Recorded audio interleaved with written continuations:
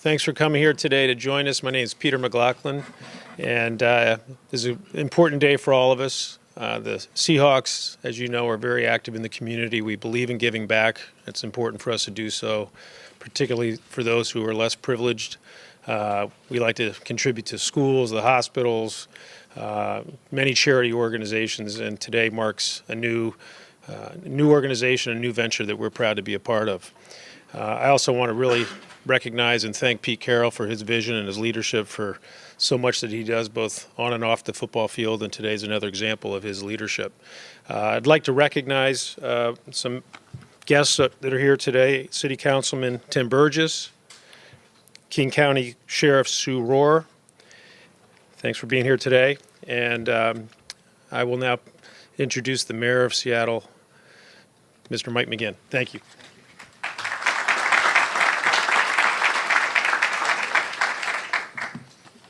Thank you. I'm really honored to be here and gratified.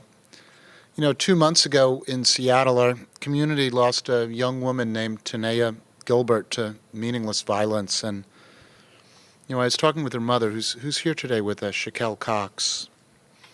I learned a lot about who Tanea was, a bright, thoughtful person who often brought people together, friends and family, to mediate conflicts. She's a peacemaker, a leader among other young people in her community. She had recently graduated from high school and was studying pharmacology at the community college. She was not involved in the conflict that took place that night. She was simply in the wrong place at the wrong time. We've done a lot in this city, in our city and region, to combat youth violence, but not enough. Government can't do this alone. We need the help and support of our community to end youth violence. And that's why we're so lucky to have a sports team here in Seattle that cares about our kids, making sure they're successful and safe. The Seahawks and Pete Carroll have really stepped up here. They'll be partnering with our Seattle Youth Violence Prevention Initiative and its successful community-based violence prevention efforts, especially the Alive and Free Street Outreach Team. Street outreach work like this is so important during and after events in Seattle, like the one that cost Tanea her life. The street outreach team is on the ground, mediating and de-escalating conflicts. Their efforts are essential to preventing retaliatory violence. But not only that, they're out there all the time trying to prevent it from happening in the first place. Identifying individuals, bringing them in, providing them services, giving children a better opportunity. Since 2008, the year before our initiative started, youth arrested for violent offenses, it's gone down 20% in the areas where we do our work. So it works. But this work isn't just about preventing violent incidents. It's about making sure our most vulnerable kids have access to the services they need, and that they know their community cares about them. We're also working this fall on a campaign to increase attendance at Seattle Public Schools. It's all part of the same thing. All of us are responsible for the kids of our city. The future of our city is only as bright as the future of the individual children that we're raising here. We all share a destiny. That's why we have the street teams out there asking these kids, what do you need to be successful? Why aren't you in school today? How can we help you? And we need everyone to step up like Coach Carroll and the Seahawks have done and say, this is my problem too. This is our problem. So I just want to say thank you to Coach Carroll and the Seahawks. Having a voice like Coach Carroll and his team speaking out about this work will help us reach kids we couldn't reach otherwise. And I couldn't be more pleased to be here and to be introducing Pete Carroll and to say thank you for all of this work you're doing. Thank you.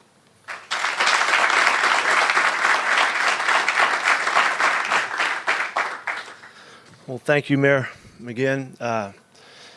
This is really a big deal that we're doing this today. And I want to just take you back quickly and tell you a story, kind of where this came about, because you might wonder, you know, how this ever got started.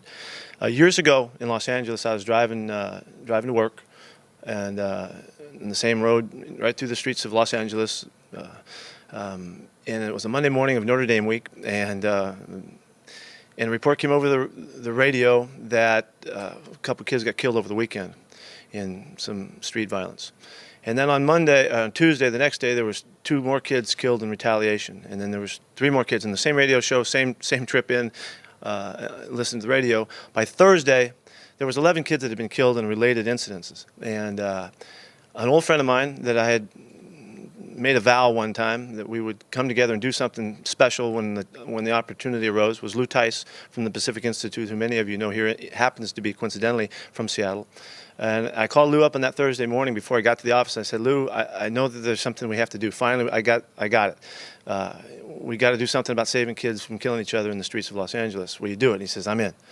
And so that's where it started. And from there, we decided to just follow the thought of finding a way to help. I had a thought that if we could reach kids in the streets that are making the decisions, that are calling shots for these kinds of occurrences, maybe we could touch them and give them reason for changing their thoughts and their ways, and try to work from the inside of the communities, right at the very heart of the problem, and see if we couldn't stop some of the things that were occurring. I had no idea where we were going with it. I didn't know how to do it.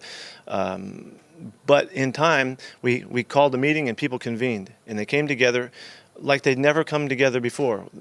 We had the mayor of Los Angeles, we had the police chief, we had the sheriff's department represented, and probation people. They all just showed up because we called a meeting, which I realized that at the time I had no idea that it would happen like that. But a dialogue started the very first night we got together that we were going to try to do something to right the problem. And what I saw happen is people who had never, ever crossed over and talked to one another about issues started a dialogue. And we started to create a language that was common to us, and kind of a mission that was common to us, that generated an energy about it that started something happening in Los Angeles, and a better LA came out of that. We didn't know what the name of it was or anything at the time. But what was so exciting was just by saying, let's do something, and getting the word out, people joined together and changed just a skyrocketing issue there. And it turned the situation of kids being killed in the streets and violent crimes related to gang-related issues, and things turned. And the numbers are nowhere near where they were. And A Better LA was just part of connecting with all of the wonderful work of the people from the communities, which is all we're doing now, is we're connecting with the wonderful work from these unbelievable, most valuable players in the neighborhoods that have come to turn their hearts in the right direction to try and help that kid that you've watched grow up in your community save his life and save somebody's life around him, and let him go home after school and see his mom or his dad again that next day, and just do it one day at a time. It's one person, one conversation, one family at a time, and that's how this works. And we saw change down there, and we always hoped that we could find a way to create a model that somebody in another community might say, hey, what are you doing? And it looks like it's working. Will you tell us about it? Well, lo and behold, here we are in Seattle, and in the greater Seattle area. And when I arrived here, Glenn and I got here, we didn't know if anything was going to happen, but I kind of had a thought that somebody was going to knock on our door and say, hey, you know, what was that you were doing down there? And do you want to do it here? You know, and I just waited until the right people came together and made a statement that we need help. And so we started a conversation again. We brought people from Los Angeles up here and started communicating in a way that it just went, and it just worked. Well, as soon as I started feeling that, I felt we need some help. We're going to need some help here in this community, and because I didn't know anybody and didn't know anywhere to even go. And so I happened to walk down the street and knocked on the door of Steve Ballmer. And I know you think that's kind of crazy, but that's about what this was. I said, he could attest to it. And I got a chance to talk with Steve in his living room and tell him the stories of the things that we were doing down here. And I thought he could, in an absolutely unique manner, give us an opportunity to open up the doors here in this community. Well, nothing really happened until Connie found out about it. When his wife Connie found out about it, then the wheels started turning and things started going. And I found out about the home situation there. She was driving us home with this thought that they both were really excited about making a change and making a difference in the community that they've grown in and loved. And so we've we talked about it and we dialogued about it for some time, and we finally got enough things going in the right direction and got our schedules in order so that we could get together at this time. This is an extraordinary opportunity for us. There's wonderful work being done in this community. We're just coming here to boost you and help you and generate the following and the awareness that it takes to move ahead and do this in a magnificent fashion. What's really exciting, more so than that, is to connect with the YMCA. Has been connected here with this work, and they have said, yes, we like what you're talking about, we want to be in on it. And when Steve wanted to join in as well, and we realized that the Seahawks, through the vision also of Paul Allen to say okay and let our club get involved. Now we've involved the great workers in the area. We've involved a professional football team. We've involved the YMCA that's so global, and we've also involved ourselves and made a corporate connection that is extraordinary, and in an independent aspect of the community and something of the substance of Steve and his family to make this happen. And this is now really the model. And we have tremendous responsibility. We're just starting this thing. You think, okay, everything's good now? We're just getting warmed up. Because when we do this well and we show how this fits together, there's no place we can't go. There'll be no NFL city that the commissioner, I'll go after that commissioner down there in the NFL, and Roger will know what we're talking about, and we'll start to branch out in hopefully other NFL cities with good fortune. So this is extremely exciting, and I'm so thrilled to just be in support of. I've always just kind of been on the outside pushing, but I've been just so impressed with that others would follow, and so I'm thrilled, Steve, that you're part of this, and Connie that have joined with us, and you're really giving us a chance to start this thing. Without you, this wouldn't have happened, and so we're most grateful. And there's a lot of work to be done, and we'll be there to help. And you guys that are right here, the outreach workers that are really connecting with the kids in the streets and the families are the ones. You're the guys that we know, we've realized that how important you are and how we must support you so that we can get this work done. The Sheriff's Department and the Police Department can't do it. They're going to be chasing the knuckleheads around. They'll do everything they can. They'll be supporting your work. I'm sure that this will get even better and better as we go. But you are the guys that we have to champion. So we're gonna back you up, and we're here for you. So without anything more, okay, I yapped at you. I wanted you to know what it's like, what it feels like. Let me introduce you to the guy that really got this thing going, Steve Ballmer.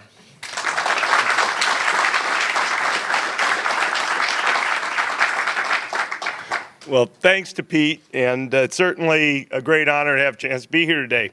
I think I actually first met you about a year ago, right here. Paul Allen, I was talking to him. He says, you got to come meet Pete. You just have to. All right? You have to.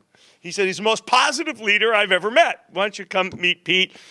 Something might rub off on you that's good.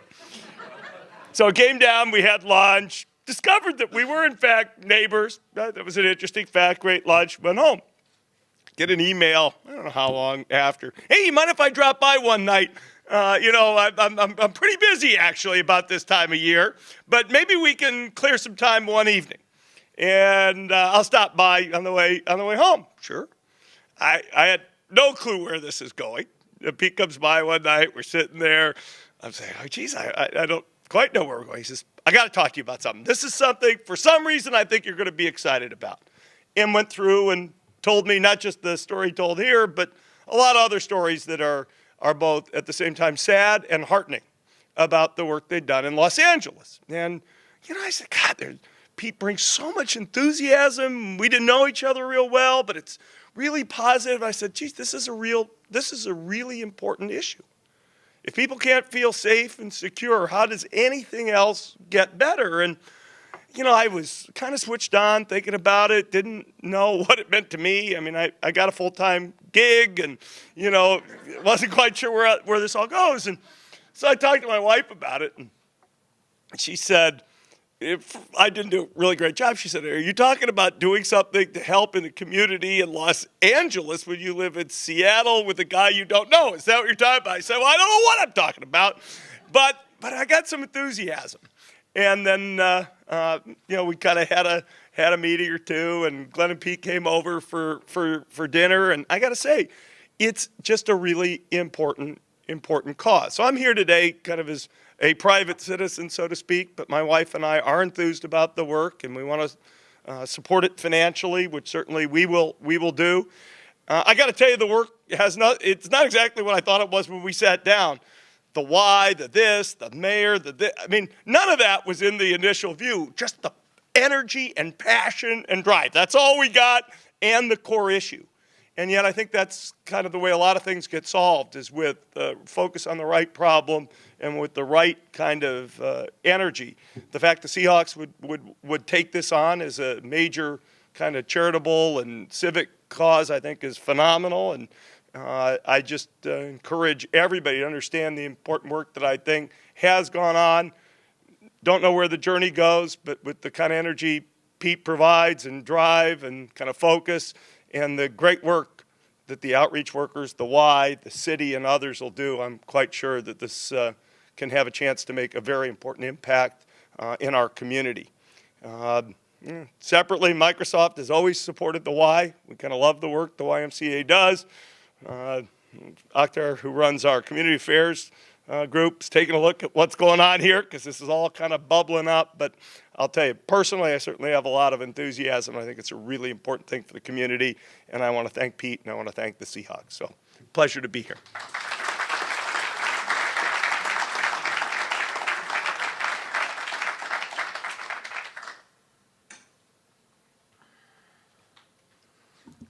How come I always have to follow Steve's enthusiasm? It's a little tough. I might have to start screaming here. I'm Matt Griffin, and I'm a YMCA volunteer and longtime board member. And I want to talk about what this means for us and, you know, and our role in the community and how fortunate we feel to have this big boost. You know, at the YMCA, we talk about we're for youth development, healthy living, social responsibility. Obviously, these issues about youth violence and having safe communities for our kids and youth is right in the sort of in the core. You know, it's the overlap of all the circles. It's right there. And we were fortunate to use some of our own funds about 10 years ago, the YMCA, and started this work in about 1999, figuring out what could we do to help sort of take down the tension, reduce the youth violence. Most of it in South Seattle, but some of it a little farther south in the county as well. And through the YMCA team being able to assemble great outreach workers to be able to do this work, and then became big partners with the city in the last 2 or 3 years. And it's been working with the city for many years, but it's stepped up considerably in the last 2 or 3 years with resources from the city that allow us to take the good work, as the coach said so carefully, that done by these young people on the streets, where they do the hard work, for us to be able to put the resources to allow them to do what they do so well. So that is the platform. We feel very lucky at the Y that the Seahawks and the Balmers have chosen to partner with us to extend this work. And this really allows us to basically boost the work that's been started, learn from what Pete did in LA with the Better LA, bring some resources from LA that allow us to do a better job of what we're trying to do, and really create a model for us to use around the South King County where we can put together private business people, governments, and our team from Alive and Free and the YMCA to basically make it a safer place for our youth. So we are quite thrilled, very enthused by this boost. Look forward to executing as we try to expand this program we will expand this program over the next few years. And with that, Kevin, would we like to take a picture next? So we would like, again, as all of us is up here bringing a lot of resources basically to the table, we'd like to have a picture with the people that really do the real work, and we wouldn't be anything without them.